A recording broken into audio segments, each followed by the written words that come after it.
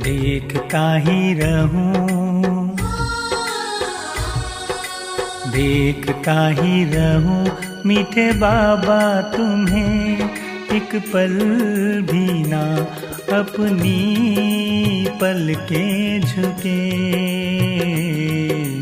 देखता ही रहूं मीठे बाबा तुम्हें, एक पल भी ना अपनी पलकें झुके।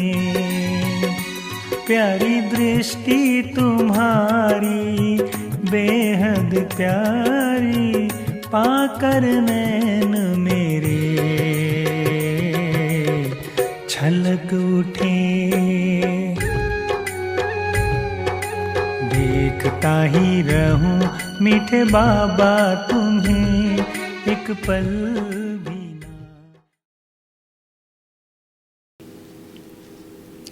ओम शांति।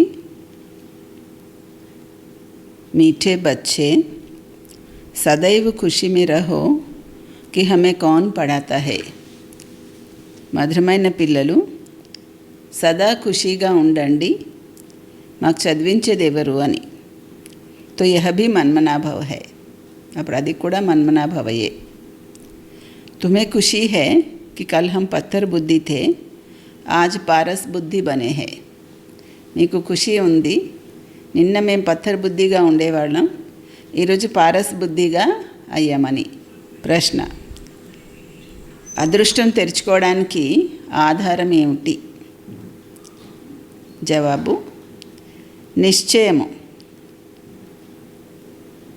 ఒకవేళ అదృష్టం తెరుచుకోవడంలో ఆలస్యం అయితే కుంటుతూ ఉంటారు. నిశ్చయ బుద్ధి అయిన వాళ్ళు చక్కగా చదువుకొని జంప్ చేసేస్తూ ఉంటారు. ఏ విషయంలోనూ సంశయం ఉన్నట్లయితే వెనకాల ఉండిపోతారు. నిశ్చయ బుద్ధి అయ్యి తన బుద్ధిని బాబా వరకు పరిగెత్తించేవాళ్ళు సతోప్రధానంగా అవుతారు. ఓం శాంతి. స్టూడెంట్స్ అంతా స్కూల్లో చదువుకుంటారు. వాళ్ళకి తెలుస్తుంది మేము చదువుకొని ఏమవ్వాలి అని. మధురాతి మధురమైన ఆత్మిక పిల్లలకి బుద్ధిలో రావాలి, మేము సచయుగి పారసపురికి యజమానిగా అవుతామని. ఈ దేహ సంబంధాలు మొదలైనవి విడిచిపెట్టేసేయాలి. ఇప్పుడు మనము పారసపురికి యజమానిగా, పారస్నాథగా అవ్వాలి. రోజంతా ఇదే ఖుషి ఉండాలి. పారస్పురి అని దేన్ని అంటారో తెలుసు కదా మీకు. అక్కడ ఇళ్ళన్నీ కూడా బంగారము వెండితో ఉంటాయి. ఇక్కడైతే రాళ్లతో ఇటుకలతో కట్టుకుంటారు. ఇప్పుడు మళ్ళీ మీరు పత్థర్ బుద్ధి నుండి పారస్ బుద్ధిగా అవుతారు. పత్థర్ బుద్ధిని పారస్ బుద్ధిగా, పారస్నాథ్గా చేసేటువంటి బాబా వచ్చినప్పుడే చేయగలరు కదా. మీరు ఇక్కడ కూర్చున్నారు, మీకు తెలుసు మన స్కూల్ చాలా ఉన్నతమైనది. దీనికంటే గొప్ప స్కూల్ ఇంకొకటి ఏది ఉండదు. ఈ స్కూల్లో మీరు పద్మాపదం పతి భాగ్యశాలి, పద్మాపదం భాగ్యశాలి, విశ్వానికి యజమానిగా అవుతారు. మరి పిల్లలకి ఎంత ఖుషి ఉండాలి. ఈ పత్థర్పురి నుండి పారస్పురిలోకి వెళ్ళడానికి ఈ పురుషోత్తమ సంగమ యుగం ఉంది. నిన్న పత్థర్ బుద్ధిగా ఉండేవాళ్ళు ఈరోజు పారస్ బుద్ధిగా అవుతున్నారు. ఈ విషయం ఎల్లప్పుడూ బుద్ధిలో ఉన్నట్లయితే కూడా మన్మనా భవయే. స్కూల్లో టీచరు చదివించటం కోసము వస్తారు. స్టూడెంట్స్కి మనసులో ఉంటుంది ఇప్పుడు టీచర్ వచ్చేస్తారు అని. మీరు కూడా అర్థం చేసుకుంటారు కదా, మా టీచరు స్వయంగా భగవంతుడు అని. ఆయన మమ్మల్ని స్వర్గ యజమానిగా తయారు చేస్తారు. తప్పకుండా ఆయన సంగమ యుగంలోనే వస్తారు. ఇప్పుడు మీకు తెలుసు, మనుషులు పిలుస్తూ ఉంటారు, ఆయన ఇక్కడ ఇచ్చేశారు. కల్పపూర్వం కూడా ఈ విధంగానే జరిగింది. అందుకే శాస్త్రాలలో వర్ణించారు వినాశకాలే విపరీత బుద్ధి అని.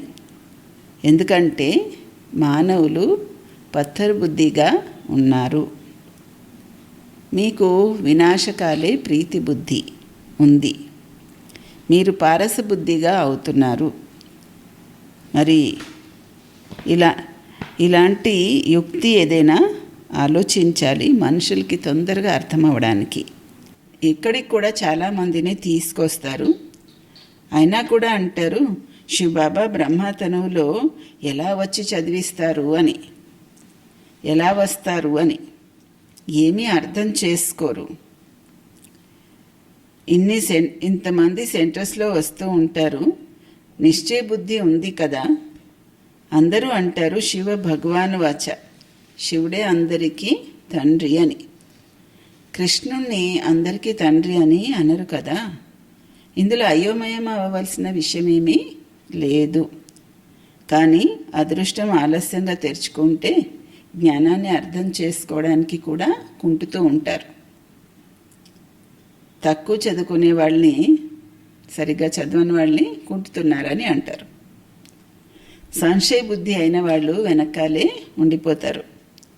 నిశ్చయ బుద్ధి అయిన వాళ్ళు, చక్కగా చదువుకునేవాళ్ళు ముందుకి దాటి వెళ్ళిపోతారు. ఎంత సింపుల్గా బాబా వివరిస్తారు. పిల్లలు పరిగెట్టి గమ్యస్థానానికి చేరుకొని మళ్ళీ తిరిగి వస్తారు కదా. బాబా కూడా అంటారు బుద్ధిని తొందరగా శివబాబా దగ్గరికి పరిగెట్టిస్తే సత్వప్రధానంగా అవుతారు. ఇక్కడ చక్కగా అర్థం చేసుకుంటారు కూడా. బాణం తగులుతుంది కానీ మళ్ళీ బయటికి వెళ్తే మాయమైపోతుంది. బాబా జ్ఞానం ఇంజెక్షన్ చేస్తారు. దాని నశ ఎక్కి ఉండాలి కదా. కానీ అంతగా నశ ఎక్కడం లేదు. ఇక్కడ జ్ఞానామృతము పాత్ర తాగుతూ ఉంటారు. దాని ప్రభావం వస్తుంది. మళ్ళీ బయటికి వెళ్ళాక మర్చిపోతారు. పిల్లలకి తెలుసు జ్ఞానసాగరుడు, పతిత పావనుడు, సద్గతి దాత, లిబరేటరు ఒక తండ్రియే. ఆయనే ప్రతి విషయంలోనూ ప్రతి విషయానికి వారసత్వం ఇస్తారు. బాబా అంటారు బచ్చే మీరు కూడా పూర్తి సాగరులు అవ్వండి. నాలో ఎంత జ్ఞానం ఉందో అంత మీరు కూడా ధారణ చెయ్యండి. శివబాబాకి తన దేహం యొక్క నశ లేదు. బాబా అంటారు బచ్చే నేనైతే ఎల్లప్పుడూ శాంతంగానే ఉంటాను. మీకు కూడా దేహం లేనప్పుడు దేహం యొక్క నశ కూడా లేదు. శివబాబా అంటారా ఇది నా వస్తువు అని అనరు కదా. ఈ తనువు లోన్ తీసుకున్నాను, లోన్ తీసుకున్న వస్తువు నాదెలాగవుతుంది? నేను ఇంట్లో ప్రవేశించాను కొద్ది సమయం కోసము, సర్వీస్ చేయడం కోసం. ఇప్పుడు పిల్లలు ఇంటికి తిరిగి వెళ్ళాలి. పరిగెట్టి భగవంతుడి దగ్గర కలుసుకోవడానికి వెళ్ళాలి. ఇన్ని యజ్ఞయాగాలు జపతపాలు చేస్తున్నారు. ఆయన ఎలా కలుసుకుంటాము అన్నది ఏమైనా అర్థమవుతుందా? ఏదో ఒక రూపంలో భగవంతుడు వచ్చేస్తాడని అనుకుంటారు. బాబా వివరించడం అయితే చాలా సహజంగా వివరిస్తారు. ప్రదర్శనలో కూడా మీరు వివరించండి. సత్య త్రేతాయుగాల ఆయువు రాసి ఉంది కదా, 2500 సంవత్సరాల వరకు చాలా అక్యురేట్గా ఉంటారు. సూర్యవంశం తర్వాత చంద్రవంశీయులు ఉంటారు. తర్వాత రావణ రాజ్యము మొదలవుతుంది. భారతదేశము పతితంగా అవడము మొదలవుతుంది. ద్వాపర కలియుగాలలో రావణ రాజ్యము ఉంది. తిథి తారీఖులు కూడా బాబా చెప్పారు. మధ్యలో సంగమ యుగాన్ని చూపించాలి. ఈ రథంలో ప్రవేశించి బాబా రాజయోగము నేర్పిస్తారు. దానితో ఈ లక్ష్మీనారాయణులు కూడా తయారవుతారు. ఎవరికైనా జ్ఞానం వివరించడము చాలా సహజము. లక్ష్మీనారాయణుల డైనాసిటీ రాజ్యము ఎంతకాలం నడుస్తుంది, మిగతా వంశాలన్నీ హద్దులో వంశాలు. ఇది బేహద్. ఈ బేహద్ హిస్టరీ జాగ్రఫీని తెలుసుకోవాలి కదా. ఇప్పుడు సంగమ యుగం ఉంది, తర్వాత మళ్ళీ దైవీ రాజ్యము స్థాపన అవుతూ ఉంది. పారసపురి పురాతన ప్రపంచము వినాశనం అవ్వవలసి ఉంది. వినాశనం అవ్వకపోతే కొత్త ప్రపంచం ఎలా తయారవుతుంది? ఇప్పుడు న్యూ ఢిల్లీ అని అంటారు. ఇప్పుడు మీకైతే తెలుసు న్యూ ఢిల్లీ ఎప్పుడు ఉంటుంది అని. కొత్త ఢిల్లీ అయితే కొత్త ప్రపంచంలోనే కొత్త ఢిల్లీ ఉంటుంది. యమునా తీరంలో మెహల్స్ ఉంటాయని చెప్తారు కదా. ఈ లక్ష్మీనారాయణల రాజ్యం ఉన్నప్పుడు న్యూ ఢిల్లీ అని, పారసపురి అని అనొచ్చు. కొత్త రాజ్యం అయితే సత్యయుగంలో లక్ష్మీనారాయణలదే ఉంటుంది. మనుషులైతే మర్చిపోయారు డ్రామా ఎలా మొదలవుతుంది అని కూడా. ఎవరెవరు ముఖ్య యాక్టర్స్ అవన్నీ తెలుసుకోవాలి కదా. యాక్టర్స్ అయితే చాలామంది ఉన్నారు, అందుకే ముఖ్య యాక్టర్స్ని మీరు తెలుసుకుంటారు. మీరు కూడా ముఖ్య యాక్టర్స్ అవుతున్నారు. అందరికంటే ముఖ్య పార్ట్ మీరే చేస్తున్నారు. మీరు ఆత్మిక సోషల్ వర్కర్స్, మిగతా అందరూ సోషల్ వర్కర్స్ భౌతికమైన వాళ్ళు. మీరు ఆత్మలకి వివరిస్తున్నారు. చదువుకునేది ఆత్మ కదా. మనుషులు అనుకుంటారు శరీరం చదువుతుందని, కానీ ఇది ఎవరికి తెలియదు. ఆత్మ ఈ ఆర్గన్స్ ద్వారా చదువుకుంటుంది అని.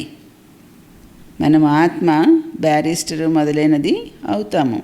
బాబా మనకి చదివిస్తున్నారు. సంస్కారాలు కూడా ఆత్మలోనే ఉంటాయి. సంస్కారాలు తీసుకువెళ్తుంది, మళ్ళీ వచ్చి కొత్త ప్రపంచంలో రాజ్యము చేస్తుంది. సత్యయుగంలో రాజధాని నడిచింది కదా, అలాగే మొదలవుతుంది. ఇందులో ప్రశ్న రావాల్సిన అవసరమేమీ లేదు. ముఖ్య విషయము దేహాభిమానంలో ఎప్పుడూ రాకండి. స్వయాన్ని ఆత్మగా భావించండి. ఎటువంటి వికర్మలు చేయకండి. స్మృతిలో ఉండండి, లేకపోతే వికర్మల యొక్క బరువు 100 రెట్లు పెరుగుతుంది. ఎముకలన్నీ విరిగిపోతాయి. అందులో కూడా ముఖ్య వికారము కామము. కొందరు అంటారు పిల్లలు విసిగిస్తున్నారు, కొట్టవలసి వస్తుంది అని. ఇదేం అడిగే విషయం కాదు. ఇది నయా పైసల పాపము. మీ తలపైనైతే జన్మ జన్మాంతరాల పాపాలున్నాయి. మొదట వాటిని భస్మం చేసుకోండి. తండ్రి పావనం అవ్వడానికి చాలా సహజమైన ఉపాయము చెప్తున్నారు. మీరు ఒకే ఒక తండ్రి స్మృతితో పావనం అవుతారు.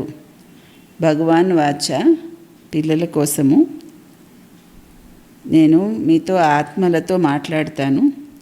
వేరే ఏ మనుషులు కూడా ఈ విధంగా భావించరు. వాళ్ళు తనంతాను శరీరం అని అనుకుంటారు. బాబా అంటారు ఆత్మలకి వివరిస్తాను.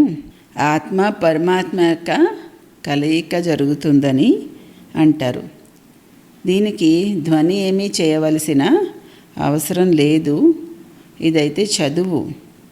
దూరాల నుండి బాబా దగ్గరికి పిల్లలు వస్తారు. నిశ్చయ బుద్ధి అయిన వాళ్ళకి బాగా మనసు ఆకర్షిస్తుంది ముందు. ఇప్పుడు అంత ఆకర్షణ ఎవరికి కలగడం లేదు, ఎందుకంటే స్మృతి కూడా అంతగా చేయడం లేదు. యాత్ర నుండి తిరిగి వచ్చినప్పుడు ఇంటికి దగ్గరగా వచ్చే కొద్దీ ఇల్లు జ్ఞాపకం వస్తూ ఉంటుంది. పిల్లలు జ్ఞాపకం వస్తారు. ఇల్లు చేరుకోగానే ఖుషీగా వచ్చి కలుసుకుంటారు. ఖుషీ పెరుగుతూ ఉంటుంది. మొట్టమొదట స్త్రీ, తర్వాత పిల్లలు మొదలైన వాళ్ళు జ్ఞాపకం వస్తారు. మీకు కూడా జ్ఞాపకం వస్తుంది, మేము ఇంటికి తిరిగి వెళ్తాము, అక్కడ బాబా పిల్లలు ఉంటారు. డబల్ ఖుషీ ఉంటుంది కదా. శాంతిధామము, ఇంటికి తిరిగి వెళ్తాము, మళ్ళీ మన రాజధానిలోకి వస్తాము. బస్ బాబాయే స్మృతి బాబా స్మృతిలోనే ఉండాలి.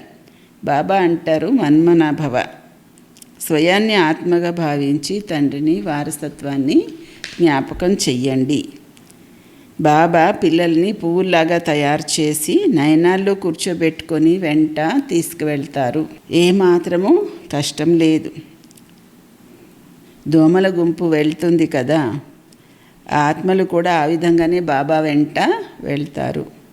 పావనం అవ్వడం కోసము మీరు బాబాని స్మృతి చేస్తూ ఉంటారు, ఇంటిని కాదు. బాబా దృష్టి మొట్టమొదట పేద పిల్లలపైనే ఉంటుంది. బాబా పేదలకి పెన్నిధి. మీరు కూడా గ్రామాలలో సేవ చేయడానికి వెళ్తారు కదా. బాబా దృష్టి, బాబా అంటారు, నేను కూడా మీ గ్రామానికి వచ్చి పారస్పురిగా తయారు చేస్తాను. ఇప్పుడైతే ఈ నరకము పాత ప్రపంచం ఉంది, దీన్ని తప్పకుండా విరగొట్టాలి. కొత్త ప్రపంచంలో కొత్త ఢిల్లీ సత్యయుగంలో ఉంటుంది. అక్కడ రాజ్యం కూడా మీదే ఉంటుంది. మీకు నష ఉంటుంది, మేము మళ్ళీ మా రాజధానిని స్థాపన చేసుకుంటున్నాము అని. కల్పపూర్వం ఎలా చేసామో అదేవిధంగా ఇప్పుడు చేస్తున్నాం. మేము ఈ విధంగా ఇల్లు కట్టుకుంటాము చేస్తాము అని ఇవన్నీ చెప్తారేంటి? లేదు, మీరు అక్కడికి వెళ్తారు, ఆటోమేటిక్గా ఇల్లులు కట్టుకోవడం అన్నీ మొదలవుతాయి. ఎందుకంటే ఆత్మలో పార్ట్ రికార్డ్ అయి ఉంది కదా. ఇక్కడ కేవలము చదువుకునే పార్టే ఉంది. అక్కడ మీ బుద్ధిలో ఆటోమేటిక్గా ఆలోచన వస్తుంది, ఇలా మెహల్స్ కట్టుకోవాలి చేయాలని. కల్పపూర్వం ఏ విధంగా కట్టుకున్నారో అలాగే కట్టుకోవడము మొదలు పెడతారు. ఆత్మలో కూడా ముందు నుంచి ఫిక్స్ అయి ఉంది, మీరు మళ్ళీ అదే మెహల్స్ కట్టుకుంటారు. కల్పపూర్వం మీరు ఏ మెహల్స్లో ఉన్నారో ఆ మెహల్సే కట్టుకుంటారు. ఈ విషయాలన్నీ కొత్త వాళ్ళకైతే అర్థం కాదు, మీరు అర్థం చేసుకుంటారు. మేము వచ్చి బాబా దగ్గర కొత్త కొత్త పాయింట్స్ విని రిఫ్రెష్ అయి వెళ్తాము అని. కొత్త కొత్త పాయింట్స్ వస్తూ ఉంటాయి కదా, అది కూడా డ్రామాలో నిర్ణయం అయ్యి ఉంది. ఇవాళ నేను ఆలోచించాను బిల్డింగ్ ఎలా కట్టుకోవాలి ఏంటి అని. బాబా కూడా అదే చెప్తున్నారు మురళిలో. సత్యయుగంలో బిల్డింగ్ ఎలా కట్టుకోవాలి ఏంటని ఆలోచించాను అన్నమాట. బాబా అంటారు, బచ్చే, నేను ఈ రథంలో ఎప్పుడు సవారీ అయి ఉంటానేంటి, దానివల్ల నాకు సుఖమేం రాదు. నేనైతే పిల్లలకి చదివించడానికని వస్తాను. ఈ నంది వాహనం అని ఈ వాహనం పైనే కూర్చొని ఉంటానేంటి, రాత్రి పగలు వాహనం ఉన్న రాత్రి పగలు కూర్చొని ఉండరు కదా. క్షణంలో రావడం క్షణంలో వెళ్ళడం ఉంటుంది బాబాది. ఎల్లప్పుడూ కూర్చొని ఉండేది రూల్ లేదు. బాబా ఎంత దూరం నుండి వస్తారు చదివించటానికి. ఆయన ఇల్లు అయితే అది కదా పరంధామము. రోజంతా శరీరంలోనే ఎందుకు కూర్చొని ఉంటారు? ఆయనకి సుఖమేం రాదు, పంజరంలో చిక్కుకున్నట్టు ఉంటుంది. నేనైతే లోన్ తీసుకుంటాను మీకు జ్ఞానం చెప్పడానికి. మీరంటారు, జ్ఞానసాగరుడైన బాబా మమ్మల్ని చదివించడానికి వస్తున్నారు అని. మీకు ఖుషీలో రోమరోమము పులకించాలి. ఈ ఖుషి మళ్ళీ తక్కువ అవ్వకూడదు. ఈ ఖుషి మళ్ళీ తగ్గకూడదు. ఈ ధని అయితే మనకు స్థాయిగా ఉన్నారు. ఒక వాహనంలో ఇద్దరు ఎలా ఉంటారు? ఎప్పుడు ఉండాలంటే అది అవ్వదు కదా. శివబాబా ఉంటారు తన పరంధామంలో, ఇక్కడికి వస్తారు, రావడానికి ఆలస్యం ఏమీ అవ్వదు. రాకెట్ చూడండి ఎంత ఫాస్ట్గా వస్తుంది, ధ్వని కంటే వేగంగా వస్తుంది కదా. ఆత్మ కూడా చాలా చిన్న రాకెట్. ఆత్మ ఎలా పరిగెడుతుంది, ఇక్కడ నుంచి వెంటనే వెళ్ళిపోతుంది, లండన్ వెళ్ళిపోతుంది. 1 సెకండ్లో జీవన్ముక్తి అని చెప్తారు కదా. బాబా స్వయంగా కూడా ఒక రాకెట్ అని అంటారు. నేను మిమ్మల్ని చదివించడం కోసము వస్తాను, మళ్ళీ నా ఇంటికి నేను వెళ్ళిపోతాను. ఈ సమయంలో చాలా బిజీగా ఉంటాను నేను, దివ్యదృష్టి దాతను. మరి భక్తుల్ని కూడా రాజీ చెయ్యాలి కదా. మీకు చదువు చెప్తున్నాను, భక్తుల మనసు కూడా ఉంటుంది కదా, సాక్షాత్కారం అవ్వాలి అని ఏదో ఒకటి కోరికలు కోరుతూ ఉంటారు కదా. అందరికంటే ఎక్కువగా జగదంబ దగ్గర కోరికలు కోరుతూ ఉంటారు. మీరు జగదంబ కదా, మీరు విశ్వరాజ్యాన్ని పొందాలి, విశ్వరాజ్యాన్ని ఇస్తారు. పేదవాళ్ళకి భిక్ష దొరుకుతుంది కదా, మనం కూడా పేదవాళ్ళే. అందుకే శివబాబా స్వర్గరాజ్యం యొక్క భిక్ష ఇస్తున్నారు. మనందరూ పేదవాళ్ళు, శివబాబా అందుకే మనకి స్వర్గరాజ్యం యొక్క స్వర్గరాజ్యాన్ని భిక్షగా ఇస్తున్నారు.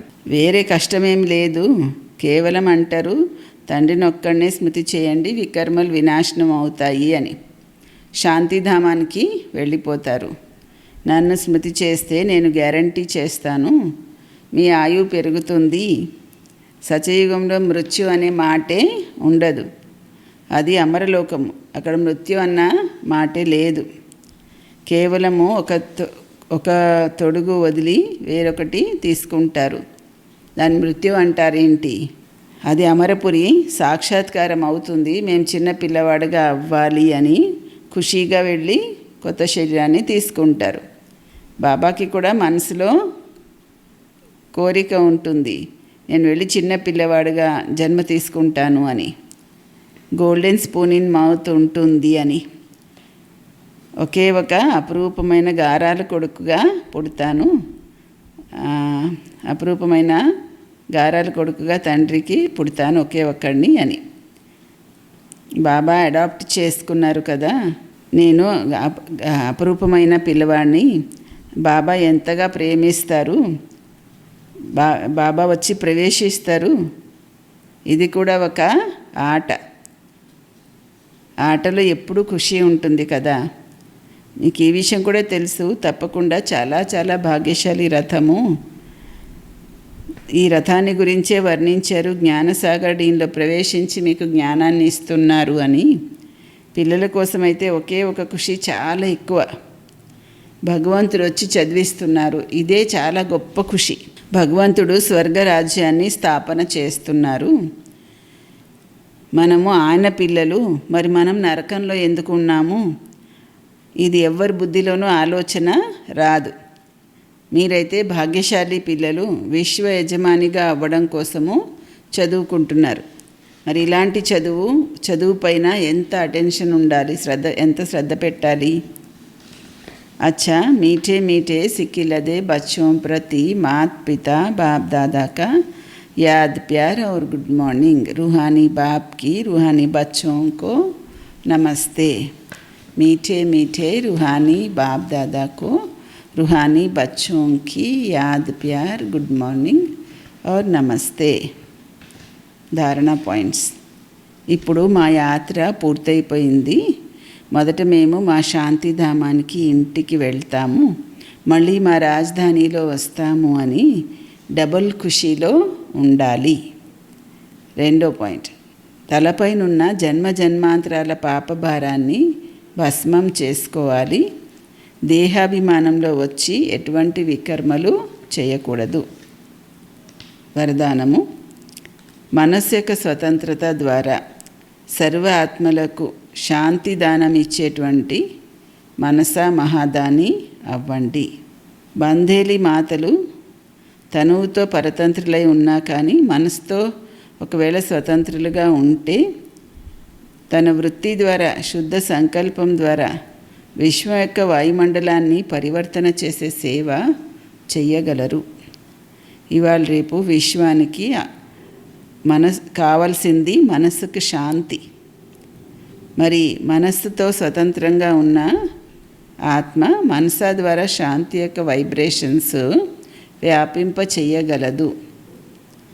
శాంతి సాగరుడైన తండ్రి స్మృతిలో ఉండటం వలన ఆటోమేటిక్గా శాంతి కిరణాలు వ్యాపిస్తాయి. ఈ విధంగా శాంతి దానం చేసేవాళ్లే మనసా మహాదాని. స్లోగన్, స్నేహ రూపం యొక్క అనుభవం ఉంటే, స్నేహ రూపం యొక్క అనుభవం అయితే వినిపిస్తారు. ఇప్పుడు శక్తి రూపం యొక్క అనుభవము వినిపించండి. ఓం శాంతి.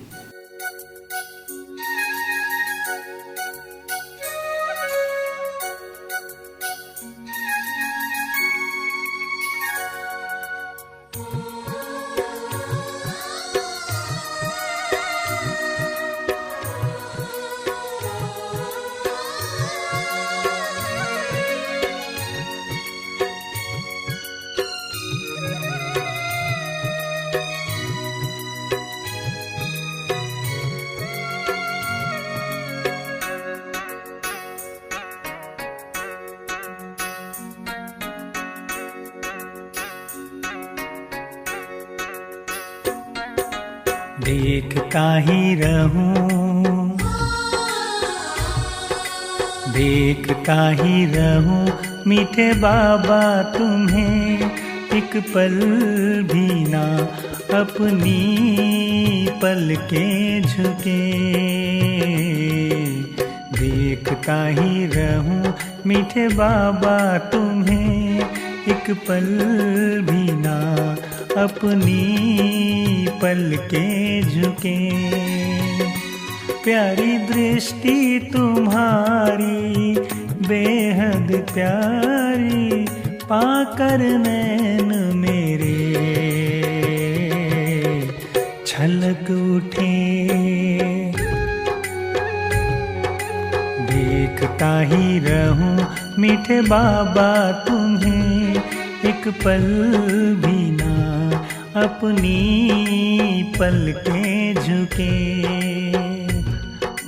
देखता ही रहूं मीठे बाबा तुम्हें, एक पल भी ना अपनी पलकें झुके।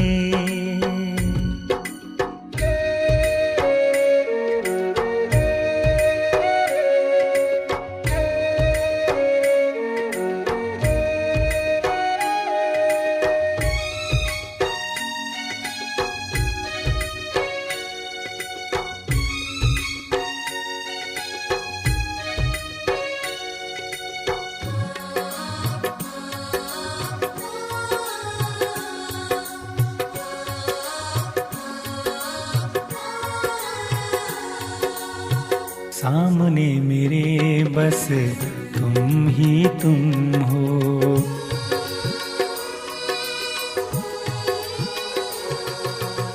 सामने मेरे बस तुम ही तुम हो। जैसे चांद अपनी किरणें बिखेरे हुए, कितना आनंद ये प्यारा अनुभव। तन मन क्या जग भी भुलाए हुए, सारा जहां ये देख नजारे। फरिश्तों के भी काफिले रुके। देखता ही रहूं मीठे बाबा तुम्हें, एक पल भी ना अपनी पलकें झुके।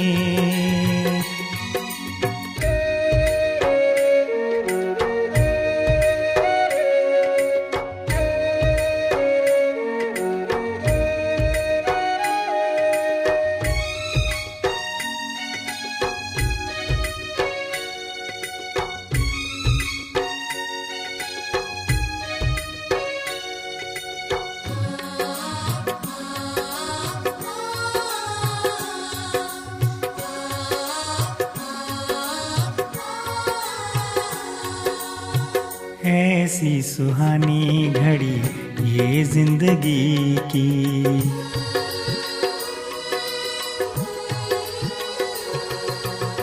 ऐसी सुहानी घड़ी ये जिंदगी की। सोचा नहीं था कभी ख्वाबों में अपने, शिकवा नहीं है कोई ना ही गिला है। जब से बसे हो बाबा आँखों में अपने, करके इजहार दिल का तुमसे बाबा। प्रीत का संगीत दिल में गूंजे। देखता ही रहूं मीठे बाबा तुम्हें, एक पल भी ना अपनी पलकें झुके। देखता ही रहूं मीठे बाबा तुम्हें, एक पल भी ना अपनी पलकें झुके। प्यारी दृष्टि तुम्हारी बेहद प्यारी, पाकर नैन मेरे छलक उठे। देखता ही रहूं मीठे बाबा तुम्हें, एक पल भी ना अपनी पलकें झुके। देखता ही रहूं मीठे बाबा तुम्हें, एक पल भी ना अपनी पलकें झुके।